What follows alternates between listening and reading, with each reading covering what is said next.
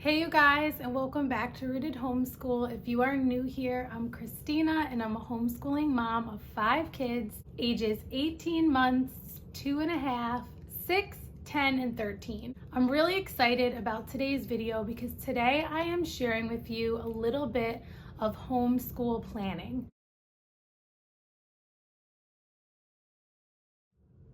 I can't cover everything that there is to how I plan, but I just selected a few things that I wanted to cover with you guys just to give you some insight into how I plan and as an attempt to sort of answer many of the questions that I get about how I plan. The two main things that I'm going to touch on is how I use my planner to plan, and then how I plan some of the learning activities and units for my kids. This will just kind of scratch the surface. And then tomorrow I'll be talking a lot about read alouds and how that affects my planning and how we implement read alouds and some of the read alouds that we plan to use for next year. And that's a part of a huge collab. So if you are interested in any and all things read alouds, make sure you come back tomorrow for that video. I've shared my planner briefly with you guys before. It is not a homeschool planner, and I know there are so many beautiful homeschool planners out there.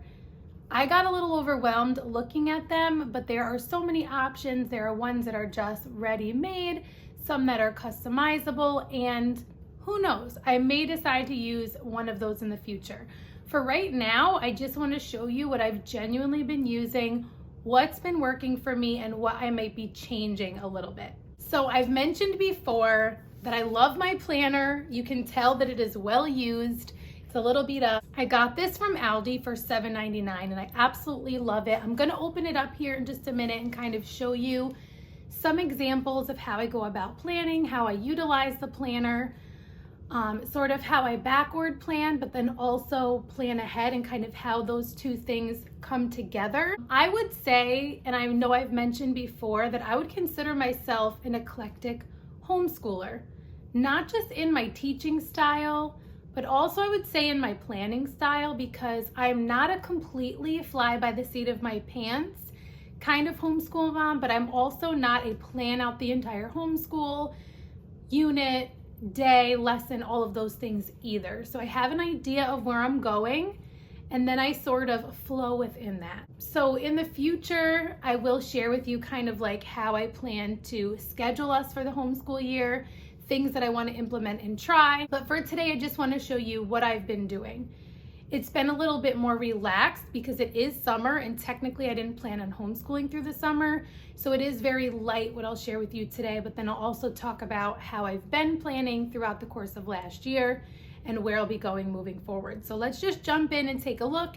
And then once we go through that, I'll share with you more my process for how I plan out my units and learning activities and things like that. Okay, so as I mentioned, this planner is obviously well loved. I definitely use this a lot, and you'll notice there are parts of it that I don't really use at all. So I'm just gonna flip to where we are in the month. Okay, so here is this week, and as you can see, there is not a ton written down here. This will just kind of give you an idea of like where I'm genuinely at this week in terms of homeschooling and things like that. So just a couple things I want to touch on here, and then I'm going to show you last week so that you can see a little bit more what it looks like at the end of the week, because today's only Tuesday, and to be honest, yesterday and today we did not do much in terms of homeschooling because it was beautiful outside up until just a little while ago when it started to rain, and it's been super rainy in New York. So I was like, we are swimming and being outside, and then we also have VBS this week, so that's 3 hours of the day that we also would usually have on a regular summer day that we don't have because they're at VBS, which is wonderful, but it just changes up our schedule a little bit. So I just wanted to, again, show you how my planner is set up, how I utilize it, and then how I plan ahead versus backwards plan and what that looks like. So this section right here, this actually, I put a sticker over this because this says shopping, and I do not use this as a shopping list. I use this as kind of like my, I hate the word dumping ground, but kind of like a dumping ground for any time I realize something that I want to implement that week it goes on this list. And then as we do it, I check it off. Or if we're going to do it more than once, I just have it there as a reminder. And I'll show you last week in just a minute.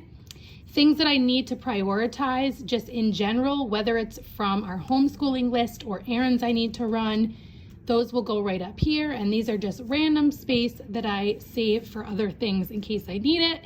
This is typically where I keep track of upcoming videos and then check off when I filmed, edited, and basically posted or uploaded them. So what I have that I want to touch on this week is ocean review and the remaining activities for the ocean unit that we're working on. And this is like a loose, when I say unit, this is like a loose, like activity-based unit that we're doing from Homeschool Compass. I actually shared that in my video yesterday. And it also includes a sensory bin that I've been using in a couple of different ways, and I'll share that as well. Something that I want to start this week, but I'm not worried about it if we don't. It could be next week. That's kind of how flexible I am with some of these items, is to start our farm activities. Again, I shared those in yesterday's video. And then the sensory bin or busy bin that I have to go along with that. A Content Heart, our family Bible study from Not Consume Ministries, is something that I want to make sure that we get to. At the Pond is Gia's Ready to Read program from Gather on Homeschool, so I want to make sure that we do that. We are continuing with the Roots of the Earth conservation unit that we have from Thistles and Biscuits, so I want to make sure that we continue with that. We are going to start Woven Melodies, which is their music curriculum I shared on Monday. And then last week I did share a flip through of Roots of the Earth if you're interested in that. That was in my homeschool haul video from last week. And then I wanted to pull 1 or 2 Knowledge Crate activities, and I do have a Knowledge Crate unboxing video from a couple of weeks ago. In case you're unfamiliar with that, I really, really love that. And then these are just like errands I need to run that don't really have anything to do with homeschooling. Some of them do, some of them don't. Like you can see, I wanted to pick up dollar store student planners, which I did, and that's something that I want to show you because that's in regard to planning, so I'll show you that in just a minute. And some other things that I need to do.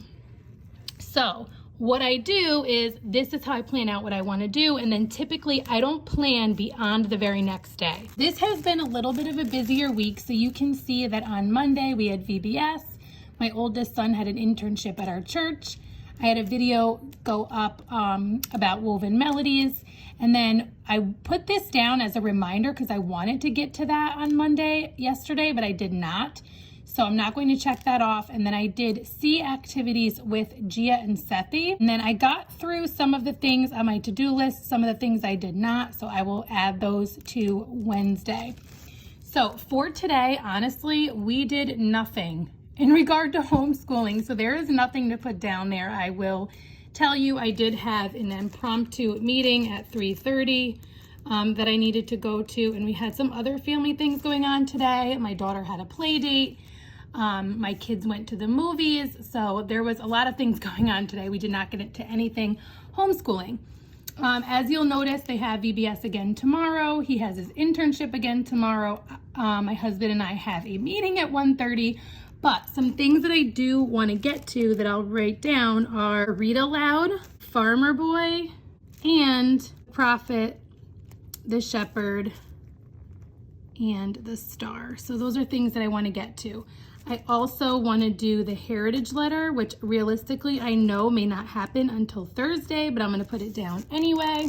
And then I want to wrap up the ocean activities. I also would like to do some Roots of the Earth, and then maybe start Woven Melodies on Thursday because I plan to alternate between the two of those things. So I don't always write these things in advance. A lot of times I backward plan, which is where I don't write it down until we've actually done it. And I'll show you what that looks like as far as last week in just a second. So because we didn't do much these days, that is the only reason why I'm writing down ahead of time some of the things that I want to touch on. Understanding that we may only do 2 or 3 of these things, or I may end up doing Just Explode the Code with Gia or something like that. So sorry that that's not the best example, but that is where we are genuinely at this week. Now last week we got a lot more done. So this was my list from last week, and I realized that we were not going to start any of the farm stuff last week, so I just moved it to next week. We did get through the letter B activities that I wanted to do. We did the ocean sensory matching and writing. We did the balance board plus cards. We did the yoga mats with cards. And we didn't do any extra kinetic sand stuff last week. And we didn't do any knowledge crate activities last week either. So let's just take a look at last week, because this might give you an idea about some of the way that I backwards plan.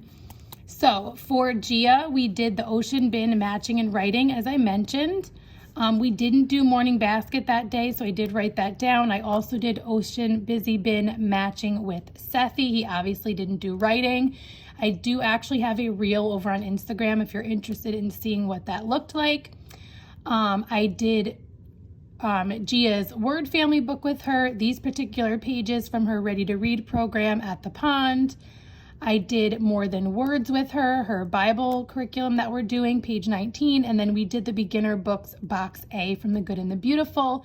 And then Jackson did some silent reading in Jade Dragons. So on Tuesday, we did letter B activities from our Thistles and Biscuits Into the Woods Gentle Alphabet Study. We did the beginner book Homes. We did some Explode the Code. We did some more pages from Palms. Sethi, I did letter B pom-pom activity with him. I also have a reel that went up, I think, yesterday. If you want to see what that looks like, over on Instagram. Jackson did these math pages, and these are the things that we did in morning basket. So because we didn't have VBS, we did morning basket almost every day. So we did at the pond lesson 19, we did the balance board and the cards. We did More Than Words, musical multiplication, nature numbers 1 through 3, which are flashcards that I'm using for Sethi for letter recognition, and we read Psalm 100. Then on Wednesday, we did the letter B alliteration and vocab from that same Thistles and Biscuits curriculum. We did yoga for littles, pond lesson 20, nature numbers 1 through 4. So I added another number because he seemed to have those down.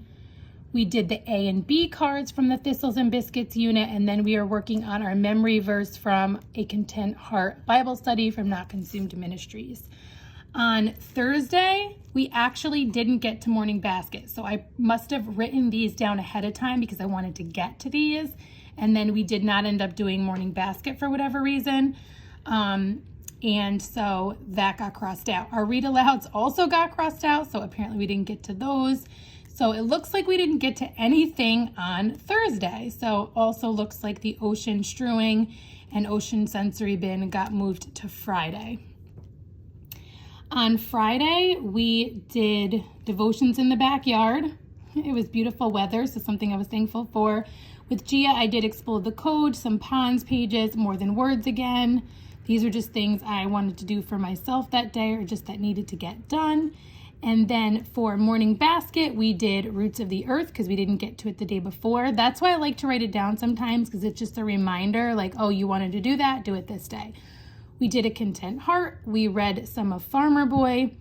We did the ocean cleanup, sensory bin, and ocean activities. Hopefully that gives you a little bit of an idea of how I utilize the planner. So I put down things here that I would like to get to that week.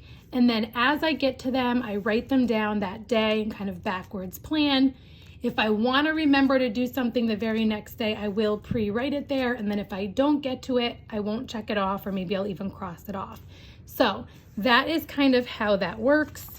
The week before, you can tell that we also got a lot done. I won't go through all of that with you, but it really just works the same way. As I get things done over here, I also cross it off of my list of things that I wanted to do. Okay, so now that I've walked you through sort of my weekly and daily planning process, I'll talk to you a little bit about how I plan on a larger scale and then also units. I realize that there's way too much to cover, so I will just touch on some of it and then follow up a little bit more tomorrow and then probably in the future. Before we jump into that though, I just want to share one more thing. in regard to planning and planners for the upcoming school year. So I decided with my oldest going into 9th grade next year that I did want him to start having his own planner. This is not something that we did last year. I couldn't decide which planner I wanted to get for him. I wanted to get him a really nice planner, and then I was like, maybe I'll design him a planner. And then I just happened to be in Dollar Tree and saw this planner, and I'm like, you know what? For $1, why not try this out? Especially if the whole planner thing fizzles out. I didn't buy him this expensive, like $25 planner or take all this time to plan and print and bind a custom planner for him. So this is a very simple planner. It has the academic year. It gives them the month view and then the week view. The way I plan to use this is I'm going to have him write down anything he accomplishes that day. And also, similar to what I do, I'm gonna have him write down what he needs to do and then cross it off as he goes. So it'll be kind of a combination, much like I do, except the only thing I wish is that he did have kind of like a column over here where he could write like things he needs to touch on during that week. But we'll see how this goes. This is nothing fancy. It literally follows that same format all the way through, I think, July. Yeah, it goes all the way through July of 2022. These were $1. If we love it, great. If we don't, no worries. But I thought it might be best to just start off with something really simple that isn't overwhelming. I did also get one for my 10-year-old because even though it's not as important that he keeps track of everything that he does for us to create a transcript, I just think it'd be great for him to kind of develop that habit, and it's something he can do alongside his brother. As they finish things off, they can kind of make sure that they've put those into their planner, and then that'll allow me to check any of the independent things and say, okay, you said you did this, let me see that lesson, things like that. So this will help me in building a transcript for Justice, but then also for my 10-year-old, just helping him develop that habit of being accountable for what he did and keeping track of it. So Dollar Tree, if you have one nearby and you want a simple student planner that is $1, go check out Dollar Tree for those. So I don't want this video to get super long, so I will just share a couple brief things about how I plan. Now, a lot of this I feel does happen organically. Many of the ways that I plan things is that I choose something that I think my kids would be interested in, or something that I want them to learn, or I think would be great for them to learn, and then I plan things around that. So let me give you an example of something that I've planned for over the summer and how that came about, and then a little bit about how I plan things coming up for the following school year. Because it was summertime, I did not plan on doing a ton of homeschooling because I did not intend on us being year-round homeschoolers. I feel we're somewhere in the middle. I knew that I would be doing school with my upcoming first grader. She just turned 6, and my 2.5-year-old will be 3 in October. I did plan on doing learning activities with them, while my older boys really just focused on doing math 2 or 3 times a week and doing their independent reading, and then us doing read alouds as a family and some morning basket activities. I did not plan on any unit studies. However, when we got back from our ocean vacation, I decided that I wanted to dig in a little bit to learn a little bit more about the ocean and kind of capitalize on that excitement that we had about the ocean. So I planned on doing an ocean sensory bin for my younger kids, and I just did that with water beads, some ocean animal figurines, and some ocean flashcards just for them to find them in the sensory bin and match them up on the table. Well, I happened to come across the ocean unit from Homeschool Compass, which is absolutely free. I shared that in yesterday's video if you're interested in seeing it. And there were activities in there that would work for all of my kids' different ages. And it's really a light unit. It's not anything like really in-depth or intense, and it's just fun. And so I decided, along with all of the different ocean library books that I had checked out from the library displayed in my playroom, I would also put some of those learning activities out that I got from Homeschool Compass. So we would sit down for morning time on some days, and I'd have the table all set up with the sensory bins, some ocean books, and then also some of those learning activities. and we would do a devotion from Indescribable. I know a lot of you are familiar with this devotion. If you are not, it is linked below in my Amazon shop, and I love it because they had a bunch of different ocean themed devotionals. So we would read that, and then just naturally, the younger kids start playing with the sensory bin. My oldest son opened up and just started looking at one of the nonfiction texts about the ocean. And then my 10-year-old started drawing of the ocean creatures. So there's just natural organic learning happening in a style of strewing. And if you're not familiar with strewing, strewing is where you just place something out for your kids to happen upon. It doesn't necessarily include a lesson, but they are learning and they are engaging. So I do kind of like a hybrid sometimes between strewing and morning time. So I have them gather and we do a devotion and we talk, and maybe I read a page or two of a read aloud or something like that, but there's things for them to touch and explore and all of those things. I do show some of that happening in my last day in the life from last week or the week before. So you can go check that out if you kind of want to see what that looks like. So for the sake of this video getting not too long, I am going to stop there. I feel like this gives you enough information to digest for right now in terms of how I plan for the week, how I think ahead a little bit, how I backwards plan, and kind of how I plan those units and activities that I do at the table that so many of you have asked me about.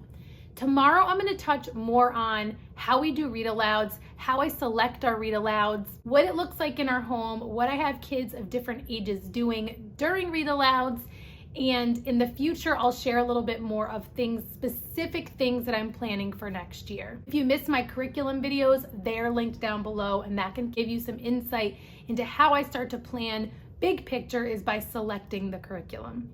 So I hope seeing a little bit about how I plan, both with planning ahead and backward planning, how those two things come together, and then seeing and hearing a little bit about how I plan out our units and our learning activities and things like that, kind of give you some insight into how I plan things. I know I've had a lot of questions about this, and so hopefully this clears some of that up or gives you some insight. I know that there would be way too much to cover if I tried to touch on everything. So if you still have questions, or if I didn't touch on something that you really had a question about, or I brought something up that you're like, oh, I want to know more about that, please let me know down in the comments below, because I can either answer you right down there in the comments if it's a quick question, or if I notice that there's something that you guys are really interested in, then I'll do a follow-up video to make sure that I can give you guys as much information and help as possible about how I plan. If you're looking into like systems in terms of planning and behavioral systems and rewards and all of those things, I want to encourage you to go check out my friend Kristen over at the Cathedral Garden. Her video for today, she is talking about all of those systems and kind of management things in her homeschool. That is really her place of strength and something that she really enjoys talking about and sharing about. So if those are the things that you're really looking for, definitely go check out her video. Let her know that I sent you. If you're here from Kristen's channel, I hope you found this video helpful. Please introduce yourself down in the comments below. If you are not already subscribed, I would love if you'd click that red subscribe button.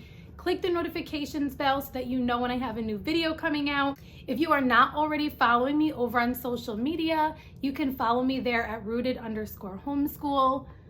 Also, let me know if you use any of these same systems in your homeschool and what works well for you. I hope to see you again in one of my next videos, and until next time, stay rooted.